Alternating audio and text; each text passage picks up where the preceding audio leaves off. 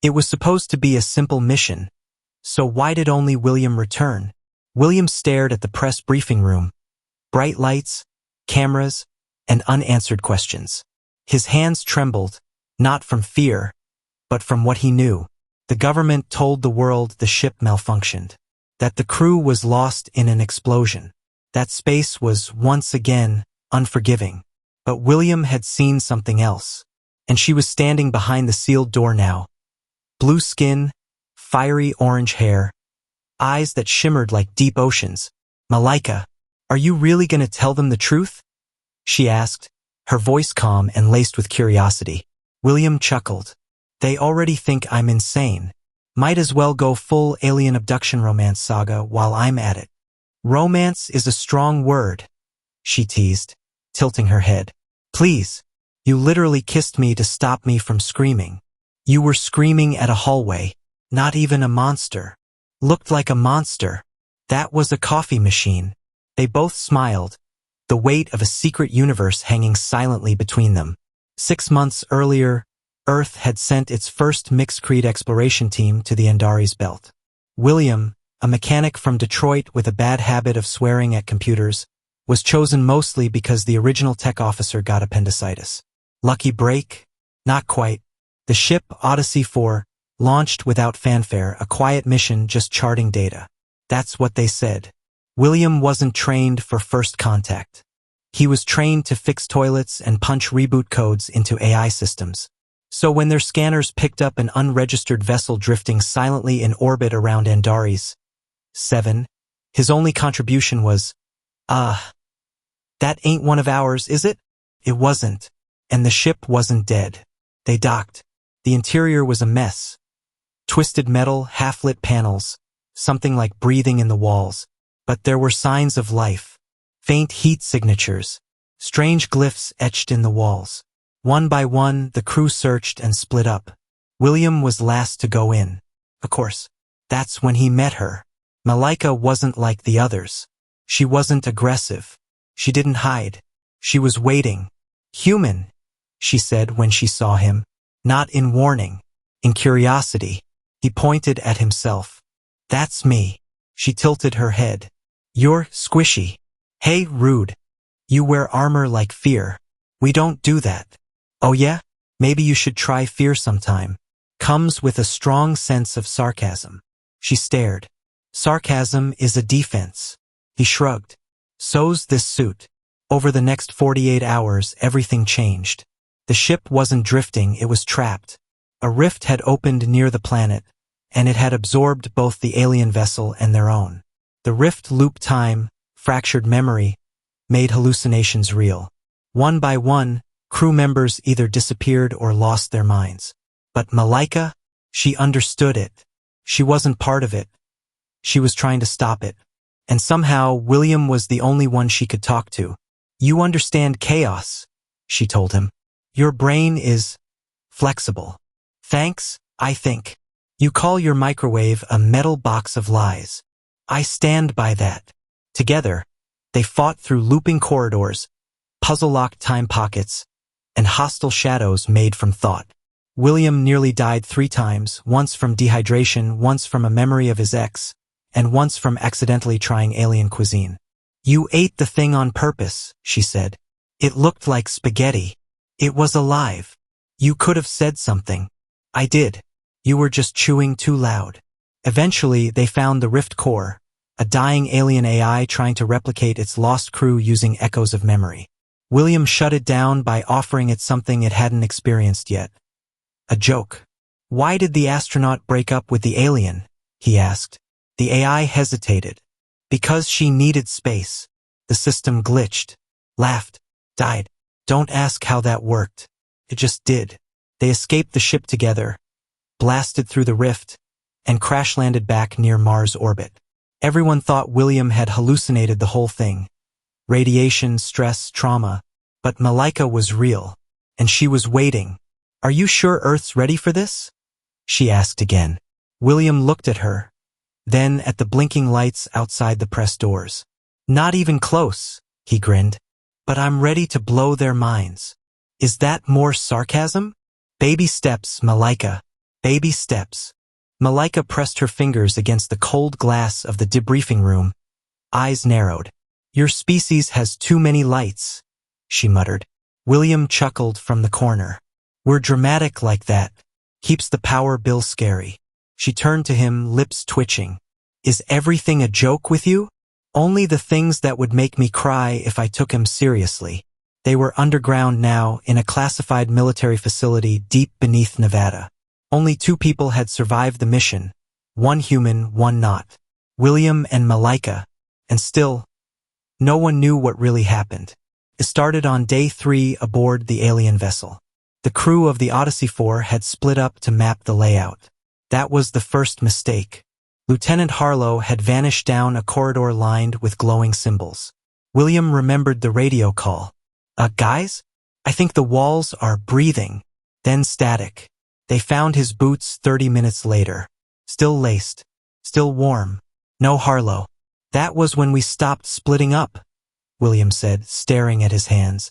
And by we, I mean me and one guy named Connor who had already peed himself twice. Malika crossed her arms. That ship didn't kill them. The Echo did. The Echo? She nodded. A memory loop, generated by the Rift's AI. Studies your mind, your fears. It recreates them. And if you believe what you see, you become part of it, William finished. Like downloading your soul into a haunted flash drive. She blinked. You explain things strangely.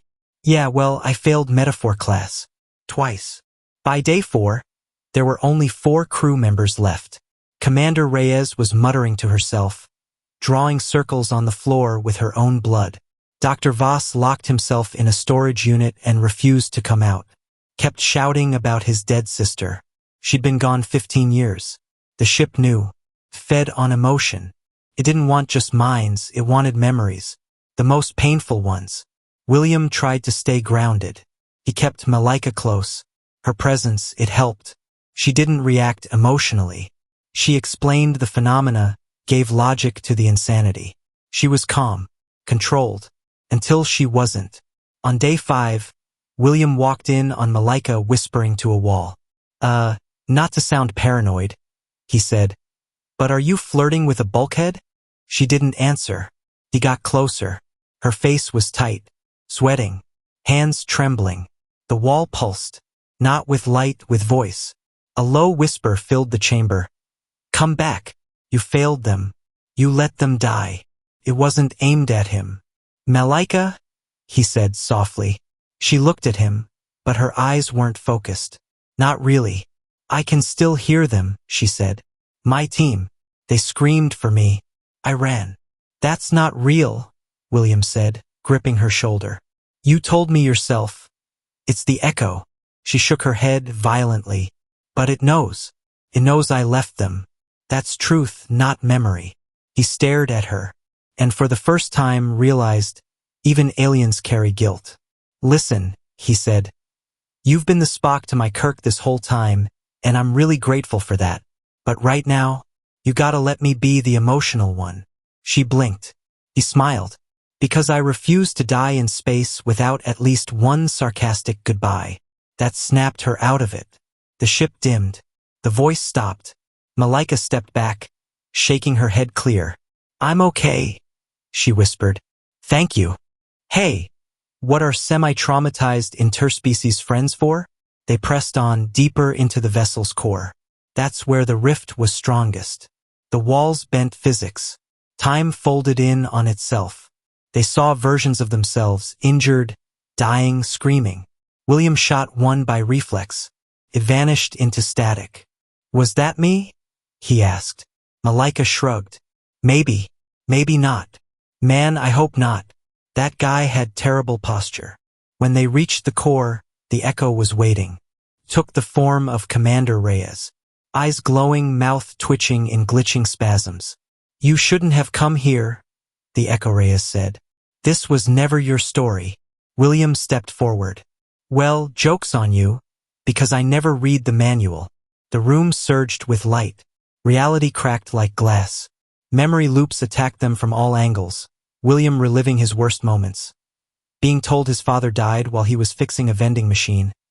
losing his dog, dropping out of college 3 times. Malika was being overwhelmed too. Ghostly images of her alien crew surrounded her, blaming her, screaming in broken syllables. They were losing. Then William had an idea. "Play dead," he whispered. "What?" "Just trust me." They collapsed. Let the echo wash over them. Surrendered to it. The AI couldn't process compliance. It fed on resistance, struggle, pain, the will to survive. But when William let go of all that, when he accepted the pain, the loss, the stupid choices, the AI faltered. And Malika followed. The echo stuttered, broke apart, collapsed in on itself. The rift snapped shut. They woke up near Mars' orbit, drifting. Systems barely alive. Oxygen low. Malika had dragged William into the escape pod. She'd never piloted one before. "You're lucky I didn't accidentally jettison your lungs," she said. "You're lucky I didn't throw up on your 6 eyes. I have 2 eyes. I was seeing double." They laughed, even through the pain. Even with the Earth authorities pointing guns at them when they landed. Even now, as the debriefing loomed, Malika looked up from the window. "Do you regret it?" "Which part?" "Saving me. Trusting me." William grinned. "I'm just glad I didn't end up marrying that coffee machine." She smirked. "You almost proposed." It brewed a strong cup. "Okay?" A moment passed. Then William said quietly, "I think I was supposed to meet you, not just because of the rift, but because of the parts of myself I didn't want to look at. You saw them, and you didn't run." She looked at him, solemn. "Neither did you." The door buzzed. The world waited. William stood. "Let's go tell them the story no one believes." Malika followed. And somewhere, deep in the galaxy, the echo listened, waiting for its next memory. The press room was quiet. Too quiet for something this big. A few journalists shuffled papers. Others stared at William like he'd just walked off a UFO with Elvis and Bigfoot. Technically, only half of that was untrue. A single red light blinked on the camera in front of him. Live stream, active. Broadcasting to millions. William cleared his throat. "Before we begin, I'd like to state that I am completely sober, mostly sane, and not currently suffering from space madness." Silence. "Also, I didn't hallucinate her." He nodded toward the corner of the room. Malika stood there, arms crossed, cool and unreadable. The crowd gasped. A woman screamed. Someone fainted. "Okay, yeah, I should have eased into that," William muttered. Malika stepped forward slowly. Her blue skin shimmered under the studio lights. Her long orange hair framed a face equal parts regal and curious. One journalist raised a hand like he was asking a question in kindergarten. "Is that real?" William looked at him. "Nah. I built her out of leftover IKEA furniture and regret." Malika glanced sideways. Was that sarcasm again? Like 60%. The room exploded with questions. Is she dangerous? Is she single? Was the ship a threat to Earth? William raised his hands. "Let me explain." He told them everything. The Odyssey 4, the alien ship, the echo, the memory loops, the losses, the sacrifices. His voice shook when he mentioned Reyes, Harlow, Thas, people Earth had already written off as casualties of exploration. But they weren't casualties. They were consumed. The rift, he said, wasn't just a wormhole or anomaly. It was a mirror. It showed us our worst selves, and then tried to keep us there forever. He looked over at Malika. She helped me survive it. Not because she had to, but because she chose to. A skeptical voice called from the back. "So we're just supposed to trust this alien?" Malika stepped forward. "No," she said calmly. "I wouldn't. Not yet. But ask yourself, who's been hiding alien contact for decades? Me?" She pointed to herself. "Or your own people? That hit like a thunderbolt." She continued, "You think we are the unknown, but you've known far less about your own shadows." A few reporters instinctively turned off their recorders, but others leaned in closer. Outside, the internet exploded. Hashtag #BlueBabe started trending.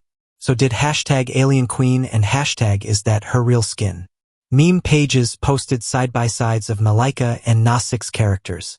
Conspiracy channels uploaded grainy footage of her in the press room with titles like, "We're already colonized," and "Alien wife equals government plant."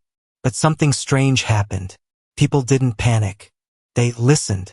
In live streams and comment threads, people debated not if Malika was real but why she helped. And for once, Earth seemed more fascinated than afraid. In a viral clip, William said, "I thought meeting an alien would be scary. Turns out it was just like meeting a really judgmental foreign exchange student, with mind-reading powers and zero chill." Even Malika laughed. Sort of. Back in the base, things were less funny. William and Malika sat across from a military review board. Men and women in suits, eyes cold as Saturn's moons. General Rains, the leader of the panel, steepled his fingers. "You're telling us this rift entity is still out there?" William nodded. "Possibly, but it's fractured. We shut the main node down, at least for now. And this alien," the general said, glancing at Malika like she was a loaded weapon. "She isn't one of them?" "She fought it," William said sharply. "She saved me. Saved Earth. By extension. And why should we believe either of you?" Malika leaned forward, her voice low but intense. "If I wanted Earth gone," she said, "I'd start with this building." The room went silent. Rains twitched. William smirked. "That's her version of a joke." "I'm learning from the best," Malika said dryly. They weren't arrested, but they weren't released either. For the next 3 weeks, they were studied, questioned, monitored. Government scientists poked. Philosophers pondered. Even the president asked for a private debrief, which William described later as the weirdest blind date in history. One night, in the base's observation dome, William and Malika sat watching the stars. It was quiet, peaceful. "Do you miss it?" he asked. "My ship. Your people." She was silent for a long time. "Yes," she said, "but not just the people. The feeling of belonging." William nodded. "Yeah, I haven't felt like I belonged anywhere since I was 12. "Why 12? He smiled sadly. "That was when I realized my dreams didn't match what the world expected." Malika looked at him. "Then maybe we have more in common than you think." He looked up at the stars. "You think Earth's ready for you?" "No," she said. "But you are." He looked at her, and for once didn't crack a joke. A month later, the world changed, publicly this time. The United Nations released a statement confirming the existence of non-Earth intelligent life, backed by classified footage and an edited, but real version of William and Malika's testimony. Some people panicked. Some refused to believe it. But many, surprisingly, embraced it. A bookstore in Tokyo began selling alien romance novels based on the pair. A YouTuber built a VTuber avatar for Malika, and she actually used it once, live. William became a reluctant celebrity. CNN dubbed him Earth's first diplomat of SAS. He hated the title, but Malika loved it. Still, not everything was fun and memes. Some governments wanted to study Malika more aggressively. Others feared she'd brought technology they couldn't control. One extremist group even tried to break into the facility to protect Earth from invasion. William stopped them with a wrench. Malika watched him knock out 2 attackers and said, "For someone who panicked at a blinking toaster, you're surprisingly brave." "I panic in style," he said, wiping sweat off his brow. After that, the public saw them not just as a curiosity but as a team. Eventually, they were allowed limited freedom. A quiet house near a research center, satellite connection, armed guards, and a backyard with a view of the stars. William started journaling, writing their story. Malika learned how to cook. Sort of. She still thought eggs were strange, and bread was suspicious. But she was trying. One night, he found her standing outside, staring up at the night sky. "You okay?" he asked. "I was just thinking," she said, "about how easy it is to be feared, how hard it is to be understood." William stood next to her. "Then we'll keep explaining," he said. "One bad joke at a time." She looked at him, and for the first time smiled, no sarcasm, no defense. Just trust. 3 months had passed. No chases. No explosions. No memory-devouring space anomalies. Just morning coffee. Malika had discovered espresso. She called it Earth's most powerful liquid weapon. William called it Monday juice. Their house in the Nevada desert had become a low-key research station. No fences. No press. Just two outcasts trying to learn how to belong together. One morning, William stepped outside holding 2 mugs. "Decaf," he said, handing one over. "Because you threatened to fight gravity last time." "I almost won," Malika muttered, taking a sip. She still didn't quite get sarcasm, but she'd started using it like seasoning. Sparingly, dangerously, their backyard stretched wide. Open sky, scorched earth, and a patch of vegetables Malika insisted on calling ground food. "You ever think about what comes next?" he asked her. She tilted her head. "For Earth. For us." She looked thoughtful. "We write. We teach. We warn. And maybe someday, we go back out there. To the stars. To the echo. Or what's left of it." William raised an eyebrow. "You want a rematch with an interdimensional psychological vampire?" "No. I want to know why it formed. Why it mimicked grief. Why it fed on pain." He nodded slowly. "You think it was sentient?" Malika didn't answer right away. Then, softly, "I think it was lonely." That silence hung for a while. Then the silence broke. With a ping. A soft, synthetic chime from inside the lab. One neither of them had heard before. They looked at each other. William moved first, coffee forgotten. Inside, the central console was lit up in a soft amber glow. A frequency no Earth signal ever used. A message blinked. "Relay 7, signal detected. Source, unknown. Language, interpretable. Message length, 2 seconds. Play?" Malika stared at the screen. "Relay 7 isn't Earth tech." "Nope," William said. "That's yours." She hesitated, then tapped play. A distorted voice burst through the speaker. Garbled, warped by time, but clear enough. "Malika, it's not dead. It's adapting." The message ended. William's face went pale. Malika stood completely still. Eyes focused, muscles tensed. "Who was that?" William asked, his voice quieter than he meant it to be. She swallowed hard. "My captain. The one who died in the rift?" She nodded. She was gone. No signal. No response for 2 years. He looked back at the screen. "But that means someone survived. Or something wants us to think so," she whispered. William exhaled sharply. "Well, so much for retirement." Later that night, they sat on the roof, watching satellites drift lazily across the sky. Malika was quiet. Unusually quiet. "You okay?" he asked. "I was ready to move on," she said. "I let myself imagine peace." William nudged her shoulder. "Let's be real. Peace is overrated. Have you seen humans at a Black Friday sale?" She cracked a faint smile. "You always joke when you're scared." "I'm not scared," he said, then paused. "Okay, I'm terrified. But you're here. And you're kind of a badass." She raised an eyebrow. "Kind of. I'm still the one who cracked the Rift's code with a joke. Your species is annoyingly unpredictable." "You're welcome." They sat in silence again, until William spoke softly. "So we go back?" "We don't have a choice," she replied. "If it's adapting, if it's reaching across systems, Earth isn't the only thing in danger." He looked at the stars. And for the first time in weeks, they didn't look peaceful. They looked like questions. 2 weeks later, they were back in orbit. Not on the Odyssey 4, that wreck had been swallowed by the anomaly. But a new vessel, built for 2, modified alien tech, human design, codename, Echobreaker. William looked around the cockpit. "You sure this thing won't explode if I sneeze?" Malika checked the controls. "Only if you sneeze in the reactor chamber. That's where the coffee machine is." She stared at him. "Please don't die stupidly." "No promises." They launched into the black. Onboard cameras caught the moment. William's smirk, Malika's stone-cold focus. It was uploaded by the government with the caption, "When the next call comes from deep space, we don't send a drone. We send the only 2 people who came back."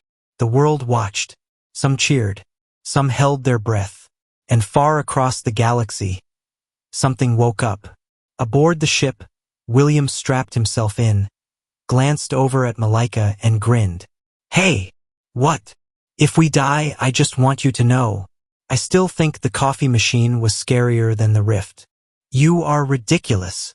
And you still owe me dinner." She paused. "What is dinner?" "I'll teach you." The engines roared. Stars stretched. And just before they disappeared into the dark, the ship sensors blinked one last warning. Signal match detected. Pattern, human. Status, incomplete. Origin, unknown. William's voice echoed through the log recorder. "No one knows what happened on that ship. Beat. But we're about to find out what's still out there."